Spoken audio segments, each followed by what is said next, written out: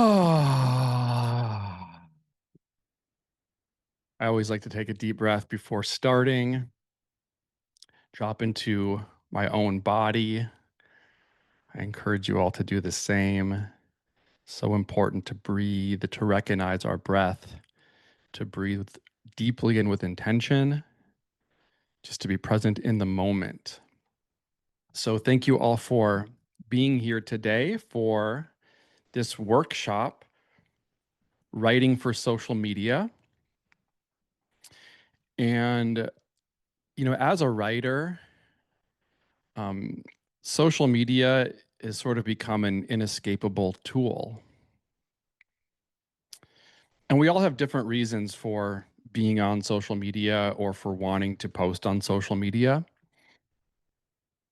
And I want this workshop to be relevant for everyone, whether you are looking to just share your art, share your poetry, your writing, your ideas, or if you are more of an entrepreneur and are looking to use social media to grow an audience and find customers. And we're sort of in this world now where we're stuck with these social media platforms for better or worse.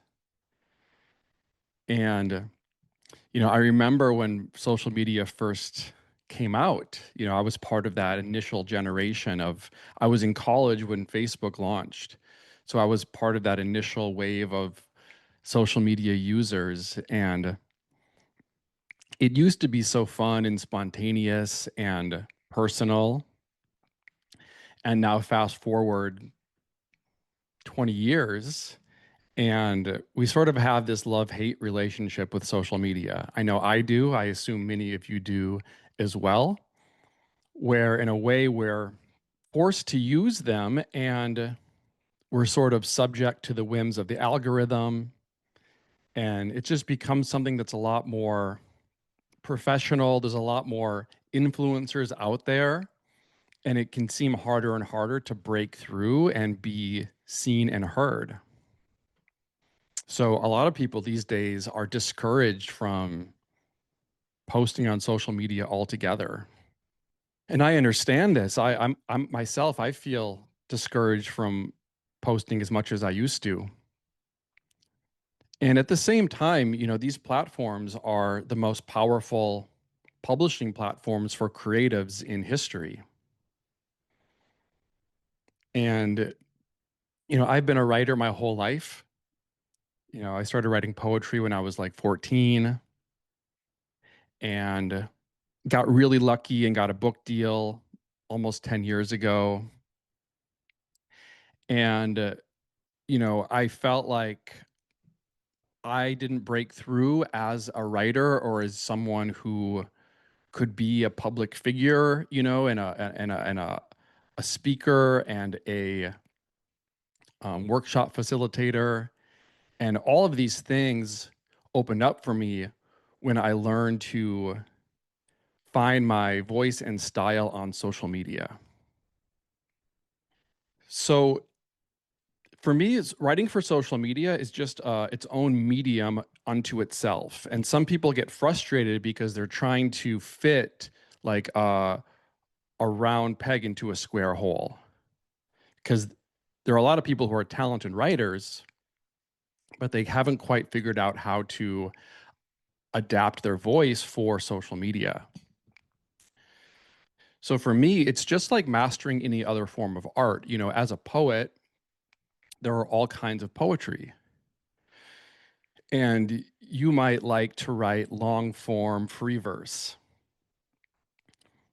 But there's also something called a haiku, which is a short distillation of an idea that's inherently short form. And it's sort of like learning to write in a different medium, which is something that we're going to practice today in the exercise. And I just find it social media so fascinating because, people are actively checking social media, which means if they follow you, you have a direct line of communication with them.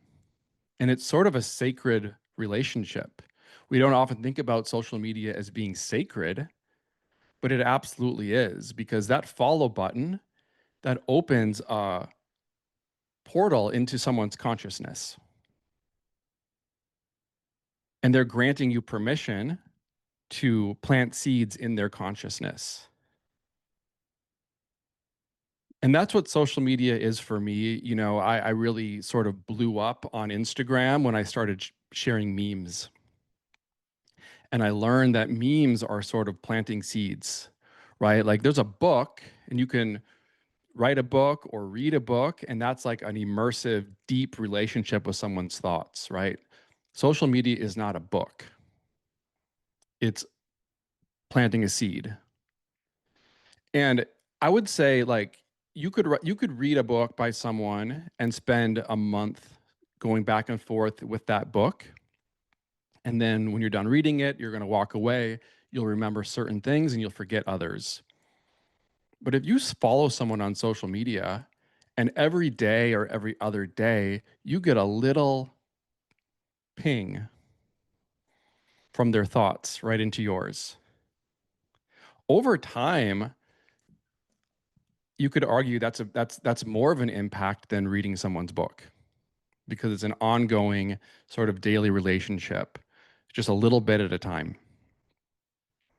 So social media is not the be all end all of art communication. It's really that top of funnel platform that allows people to get to know you. And then you can funnel them into deeper offerings, whether that's a book, a podcast, a Substack newsletter, etc. And I can't emphasize this enough. You do not have to be famous to make an impact. Going viral is overrated. Depth of connection is way more important than scale, right? Like I've had stuff go super viral that doesn't move the needle on my business. And there are plenty of people with relatively small followings that can leverage that into a sustainable business. So depth of connection is more important than scale for the sake of scale. And I like to think, like, let's say you only have 100 followers and you think, oh, I only have 100 followers. But can you imagine like speaking on a stage in front of 100 people, or having 100 people come into your living room, or getting 100 new clients? Suddenly 100 is a lot of people. So you can make an impact no matter where you are in terms of your audience. So I'm going to share a presentation to go into some more details about what it means to write for social media. And then we're going to have a writing exercise and a group discussion. Okay, welcome to Writing for Social Media, Expression in the Age of Algorithms. And the first question I want to ask is, why do you post on social media?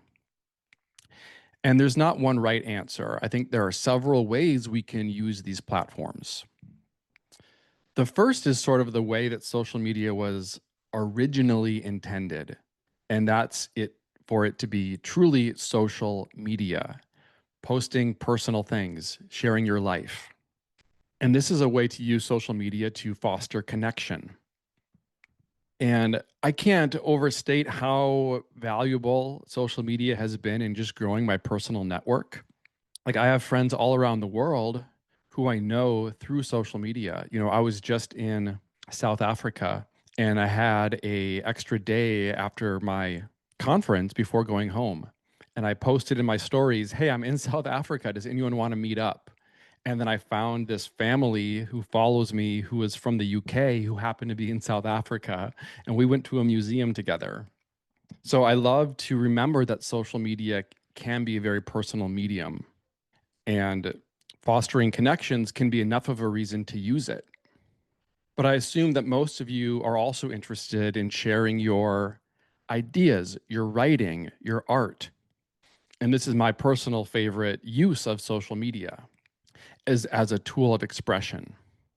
And artists have never had a bigger opportunity to grow an audience than they do now with social media. And even if that doesn't make them direct money, it can open up a lot of opportunities. Like if you have a lot of social media followers who like your writing, you're more likely to get things like book deals or speaking engagements because there's a proof of concept that people are interested in what you have to say. And then, of course, marketing. This is a way that people can get the word out there on their offerings, their services, and to find customers. So, social media isn't one thing, it's several things. And I feel like the best social media pages offer all three of these. I don't want to look at a page that's only marketing themselves. And even if it's someone is sharing their art, I also want to see the person behind the art. So the secret sauce is really to be personal, to share your art, and also to leverage your art as a marketing tool. So let's talk about the art of social media. Is social media art? We think of it as being a very sort of disposable platform, but I've come to believe that social media content can be a form of genuine art. And it's important to remember that the nature of art and writing are always evolving. At a certain time, thousands of years ago, writing wasn't even writing, it was memorization. And the first great poems were basically mythology that was orally recited and passed down from generation to generation. This was the nature of writing, was speaking and memorizing. And at a certain point, scrolls and the written language were invented. And suddenly you could preserve stories and texts onto scrolls. And this allowed people to stop memorizing because the paper memorized it for you. Fast forward to the time of Shakespeare, and they're putting on theatrical plays. And we now regard Shakespeare's plays to be the highest form of literature. But at the time, they were a high form of art, but they were also pop culture and they were performances. And these days, I would argue that lyricists are some of the best writers that we have because music plays such a big role in our culture today. So, songwriters, rappers, these are the poets of today. So, this is one medium of writing that just takes many forms and it really adapts to the culture that it's in. And now we're living in this culture where social media and the internet play such a big role in our lives. So it's only natural that writing, even as a high art form, would find a way to express itself on social media. And my art and my career truly took off when I learned the art of writing for social media. I was always a writer and I was always looking for ways to break through, you know, posting poetry on websites or getting articles published on websites or blogging and things like this. But when I started to really lean into social media and the language of the internet, that and like making memes and short form content, that's when my page really started to blow up. And that's when like all these doors opened for me as a speaker and author and coach and teacher. Now, it's also important to remember that social media is just the beginning, meaning it's not the be all end all. People get frustrated because it can seem shallow, and it is shallow in some ways because you can't fit everything you want to say into a social media post. It's the art of distilling your thoughts down to their essence. Like I said, it's almost like a haiku. So I think of social media content as that top of funnel because people are actively checking these apps.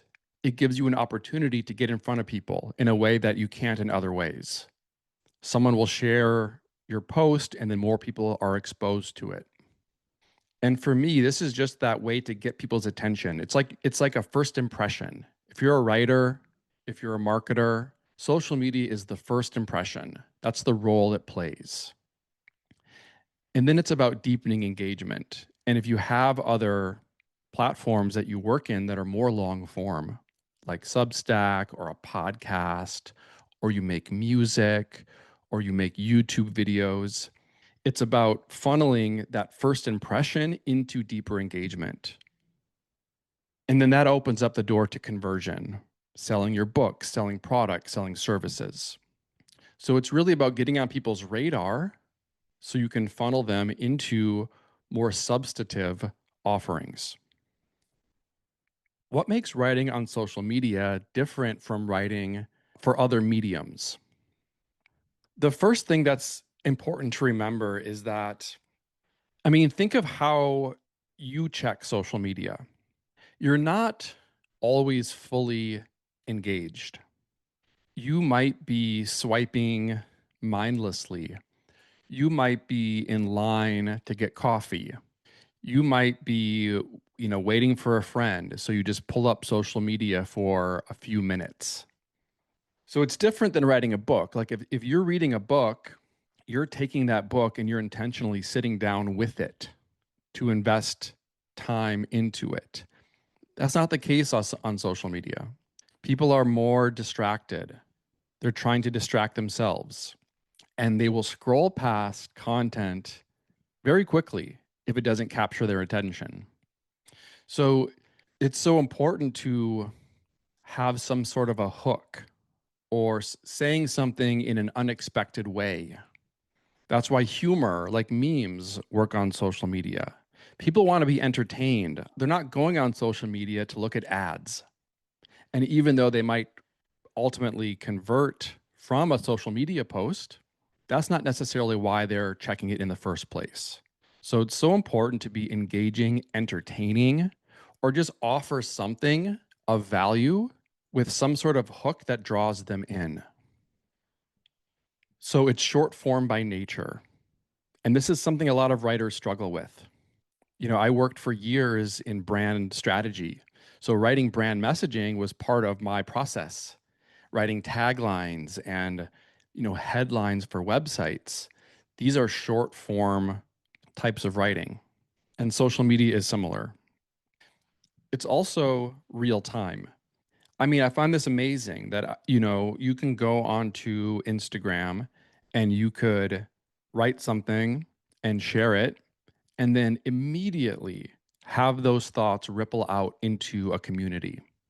This is a magic spell. This is something that humans have never been able to do in the history of the world before. And it's truly magic.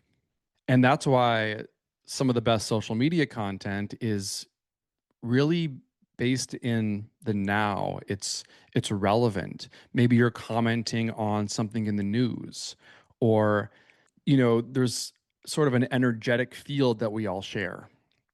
And if you feel a certain way, there's a good chance others feel the same way because we all share a collective consciousness. We all share a globe, and the same world events affect us all. There are all sorts of astrological events happening every day that affect us all. So when you can really sink into how am I feeling in the moment and express that, people are going to relate to it. So it's like this real time conversation that's happening all around the world, which is fascinating. So, unlike other forms of writing, there is a visual design component built into the platform, meaning you're not just reading the words, you're absorbing the content as a whole, which includes the design, the color, the font, the images. So, you don't have to be a great designer in order to make social media content, but it does help to have a signature style that you can tap into to make it recognizable as your own, and also, getting them to stop scrolling and pay attention. There are no gatekeepers. Like if you want to publish a book, you could self-publish it. Otherwise, you need to be chosen by an agent, by an editor, by a publisher. If you want to be an actor, you need to be booked by a producer, by a casting director. All that goes out the window with social media. It's sort of this even playing field. We all start with 0 followers, and it gives the opportunity for anyone to become someone. The first time that people would recognize me in public from my social media page, it was shocking, but it put me on people's radar. And any post has viral potential. Again, anything could happen. If you strike a chord that resonates and a few people share it, and a few people see those shares and then they share it, there's no limits to how far that can spread. I'm sure many of you have seen this poem that I wrote spreading online. It's called Instructions Before Visiting Earth.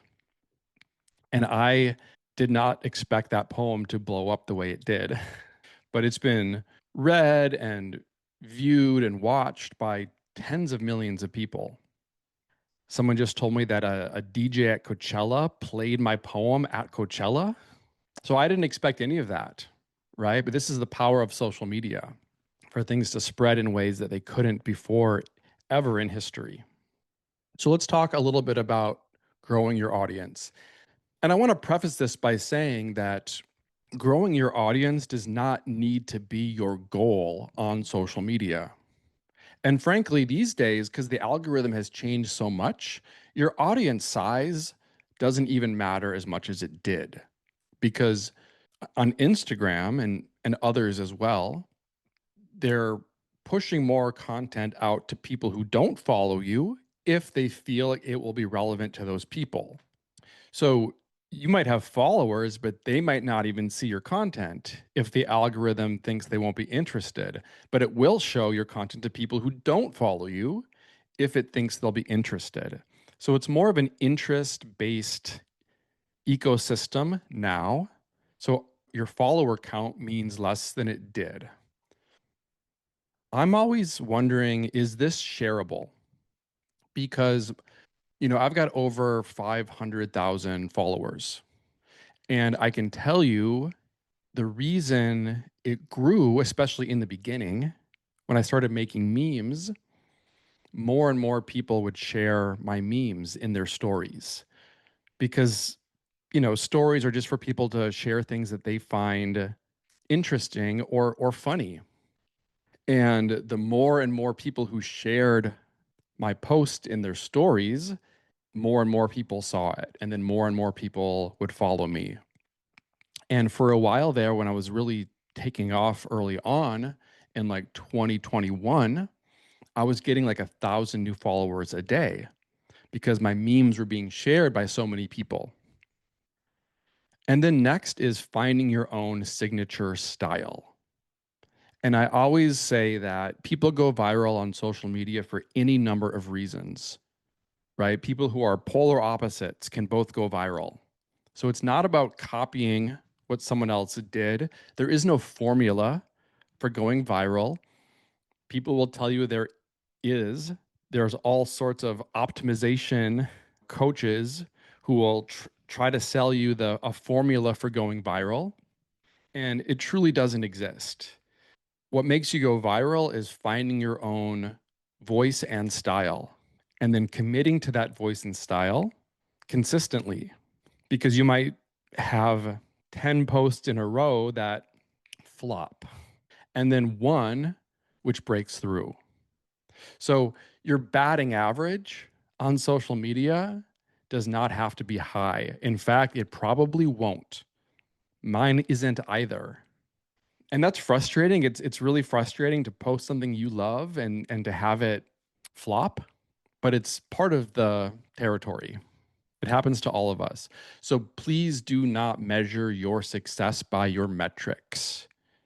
If you can avoid looking at your metrics altogether, all the better. It's an internal process of looking within yourself to see what you have to share. What is your unique voice in the world at this time? and how can you communicate it in a way that is effective in your own voice, in your own style. This is the secret. So I wanted to break down because I tend to jump around in terms of my style more than others. You know, there are people like Young Pueblo who consistently posts simple text on a white background, and it all sort of looks the same, and that works for him. I like the design piece of it, and I like to say different sorts of things. So I mix up my style more than some. And here are a few styles that I use. The first is short form writing. You know, you could also call these posters, you could call them quotes, and they don't have to be designed as pretty as these. You know, I went to college for graphic design, so I am actually professionally trained as a graphic designer. You don't need to make your things as pretty and polished as these, but short form writing can take on many styles. And this could be just one, or it could be a carousel of several pieces of short form writing. And what's great about these is they're very shareable. My friend Corey Allen, I just did a podcast with him a couple days ago. He's been in the sunflower community, so some of y'all know who he is. His are all look the same. They're just screenshots of basically like a Twitter style post. So it's just black background with white text with his face. And he doesn't do any graphic design at all. So it's the content of the words more than the visual style. These are what I call essays, which is basically, you know, some people have more to say than you can fit in a short little quote. So these are multi-slide carousel posts that introduce a topic with a title and then break it down on subsequent posts. So it's like a mini essay. And the key here is to have a hook on that first slide that draws people in. Because if they're going to invest in reading multiple slides, you've got to get their attention with that first headline. Poetry as well. You know, poetry, some poems are short and some poems are long. So a poem could be more of that short form writing, just like almost like that haiku. That's almost like what Young Pueblo does. But I also like to write longer poems. So you can break up a poem similar to an essay into multiple slides. Yeah, when I started making memes, that's really when my account started to grow. And I think memes might be the truest distillation of what it means to speak the language of the internet, right? Because you look at memes, I mean, memes might be the first art form that's native to the internet. That's why you see them everywhere. Like they're very shareable. They are short form by nature. There's a visual component to them, which makes them more engaging. And they typically have a sense of humor. And that's something that works really well on social media. So, you know, memes are increasingly popular. And, you know, I teach a class called Meme School that's specifically about the art and science of making memes. And if you do want to bring humor into your work and you want to write in a way it's short, but it's also a little bit sarcastic or irreverent, if that's the tone that you want to bring to your page, memes are an excellent way of doing that. And obviously, videos. And you might not think of videos as being a form of writing, but for me, they are because if I make a reel, I have it scripted in advance. Everyone's got a different process, right? But if I'm going to make a reel, I write it out in advance. And I try to keep it short. I try to keep it under a minute. And similar to essay, you want to start with a hook that gets people invested. Like that 3 seconds to start the reel are the most critical seconds. Because if you can't get someone's attention in that first 3 seconds, there's a good chance they're going to keep scrolling, which feels annoying, right? It's like you've got to compete in this attention economy. But for me, it's just a creative challenge. Like, how can I introduce this topic in a way that's different, that has some intrigue to it? So I just write out, it might just be like 5 sentences. And then I just I sort of memorize it or memorize it one sentence at a time, and then basically read it to the camera. But you want to come across as natural as possible, as if you're not reading it, or it's not written, but it often is written in advance. And the last thing I want to say before we move into the exercise is that it's never too late to reinvent yourself. If you scroll back on my social media page over the years, you're going to see drastically different approaches and styles. I definitely encourage everyone to try a bunch of stuff to see what sticks. And it's got to be fun for you as well. If it's not fun for you to write and make, it's not going to be fun for other people to consume either. So be like a mad scientist in the lab, experimenting with your style, your voice, your technique. And I want to mention as well, I am hosting a 6 week course on being an online creator and using platforms such as social media to awaken your inner artist and bring your purpose to the public, whether that's a creative project or a business. But I'll send out a link to this as well, because this is a program that's going to go way deeper into the material that we're talking about today.